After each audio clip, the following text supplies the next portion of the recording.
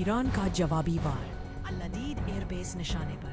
تازہ ترین اطلاعات کے مطابق ایران نے امریکی حملے کے جواب میں قطر میں واقع العدید ایئر بیس کو نشانہ بنایا ہے۔ یہ ایئر بیس دارالحکومت دوحہ کے قریب واقع ہے اور مشرق وسطیٰ میں امریکی سینٹرل کمانڈ کے فضائی آپریشنز کا مرکزی ہیڈ کوارٹر ہے۔ اس بیس پر تقریباً 8,000 امریکی فوجی تعینات ہیں، جبکہ بھاری تعداد میں دفاعی نظام اور فضائیہ کے اہلکار بھی موجود رہتے ہیں۔ قطر نے سن 2000 میں امریکہ کو یہ بیس استعمال کرنے کی اجازت دی تھی اور دسمبر 2002 میں ایک باقاعدہ معاہدے کے تحت امریکی فوجیوں کو یہاں مستقل بنیادوں پر تعینات کر دیا گیا۔